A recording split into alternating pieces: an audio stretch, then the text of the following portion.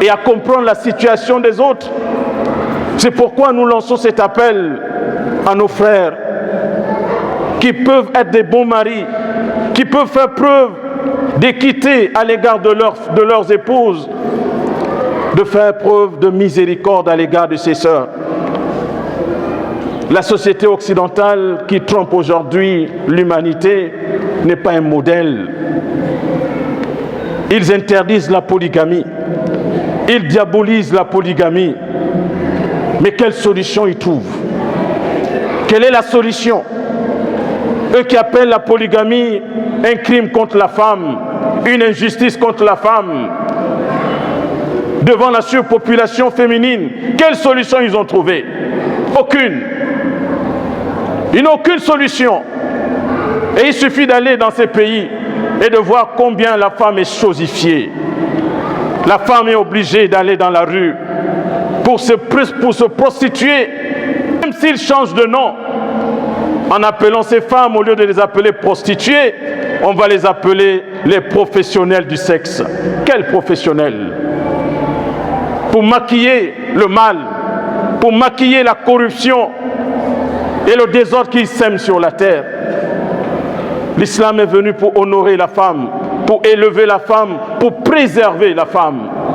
C'est pourquoi nous disons, nous lançons cet appel encore une fois à ceux de nos frères qui ont les capacités, qui ont les moyens d'épouser les sœurs, d'épouser ces sœurs qui voudraient vivre une vie de couple, et de dire aussi à ceux-là parmi nous qui ne craignent pas Allah subhanahu wa ta'ala, ils ont les moyens de prendre une femme, d'épouser une femme, mais au lieu d'épouser, ils vivent dans le désordre, ils vivent dans la fornication, ils vivent dans l'illégalité.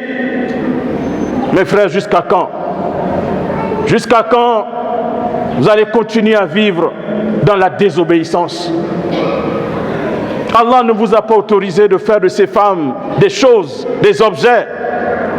Il y en a qui vivent avec des femmes pendant plusieurs années dans la fornication, dans le zina. Il y en a qui sont mariés, mais qui ne cessent d'aller encore commettre la fornication.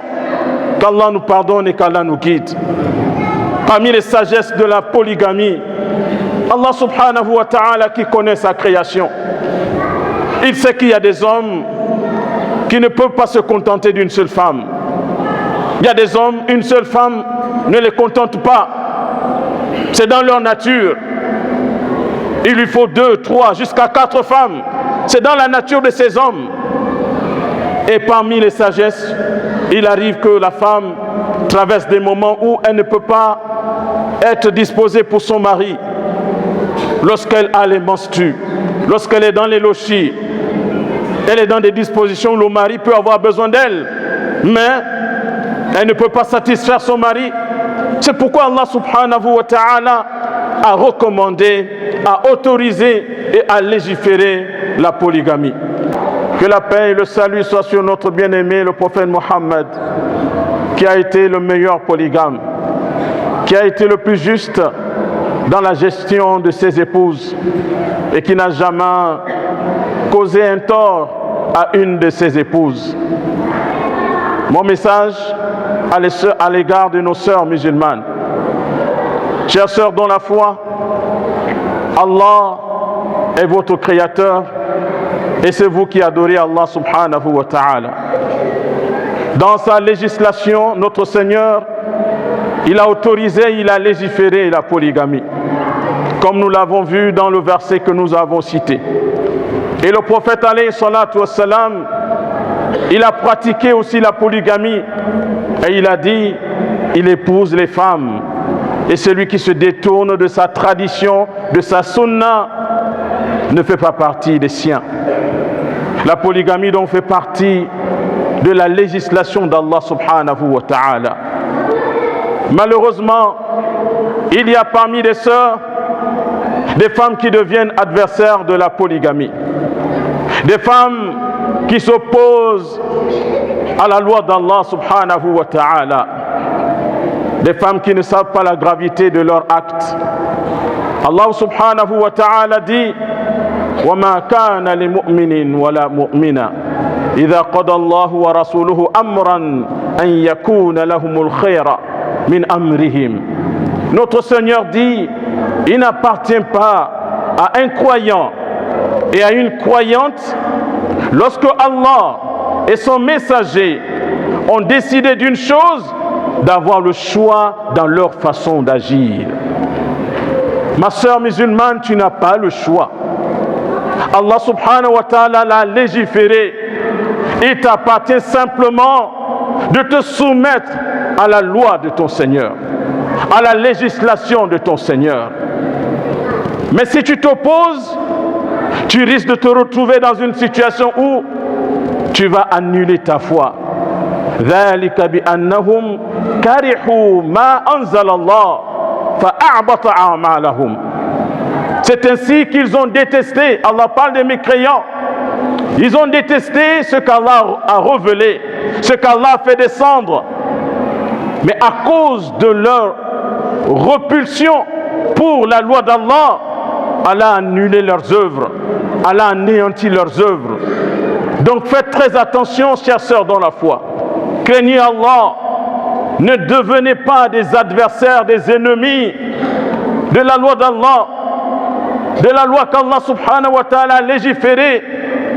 Mais pensez à vos sœurs musulmanes, pensez à vos filles, pensez à ces mamans qui voudraient être comme vous, vous qui avez la grâce d'être dans des couples, vous qui êtes mariés, pensez aussi à vos sœurs, le musulman et le frère du musulman.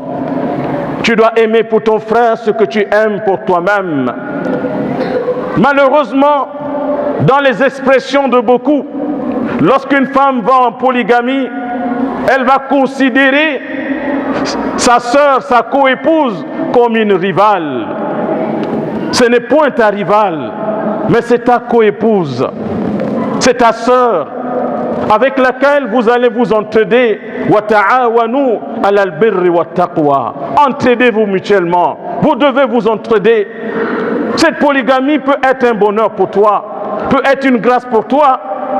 En tant que musulmane, tu as besoin d'un temps où tu es avec ton Seigneur. Tu as besoin d'un temps où tu vas te consacrer à l'adoration d'Allah, à la recherche de la science, à la lecture du Coran. Tu as besoin d'un temps où tu vas t'occuper de ta famille, d'aller visiter tes parents. Mais lorsque tu as la grâce d'être dans un foyer polygame, lorsque ton époux n'est pas chez toi, lorsqu'il est chez ta coépouse, ça te donne du temps pour t'occuper de toi-même, t'occuper de ta famille et te consacrer à l'adoration d'Allah subhanahu wa ta'ala. Et Allah subhanahu wa ta'ala peut t'éprouver. Combien de sœurs sont éprouvées dans leur foyer, éprouvées par la maladie, ne sont plus capables de faire certaines choses, mais le fait d'être dans un foyer polygame amène les coépouses à aider leurs sœurs dans les tâches ménagères et dans le fait de s'occuper des enfants.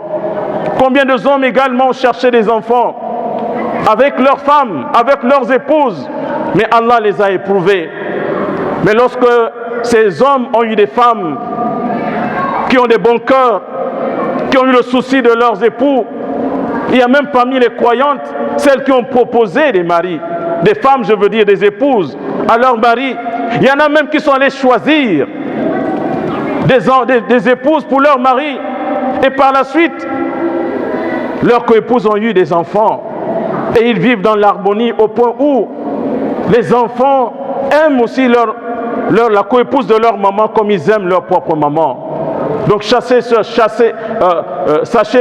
dans la foi, que la polygamie peut être un bonheur pour vous. C'est pourquoi ne vous opposez pas à la polygamie. À l'endroit de nos frères qui sont dans cette situation, des frères qui sont dans la polygamie, si beaucoup de sœurs s'opposent à la polygamie, c'est à cause des mauvais polygames. Parce que beaucoup, malheureusement, qui sont dans la polygamie ne s'illustrent pas par des bons comportements, font preuve d'injustice qu'Allah nous préserve. Parce qu'il vient de prendre une nouvelle femme, il va maltraiter sa première femme. C'est comme s'il va mettre cette dernière au garage, qu'Allah nous préserve.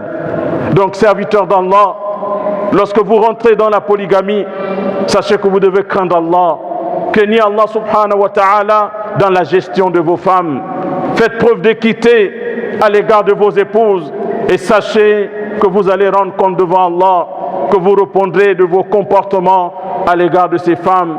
Vous avez dans votre vie le modèle parfait à suivre, ce modèle qui a été le meilleur polygame, qui n'a jamais levé la main sur une femme et qui était le meilleur époux, le prophète Mohammed alayhi salatu wassalam. Qu'Allah nous soutienne dans nos charges, dans nos difficultés, que ces sœurs qui cherchent des maris, qu'Allah subhanahu wa ta'ala facilite à nos filles, nos sœurs qui n'ont pas de mari, qu'Allah les facilite et qu'Allah les soutienne.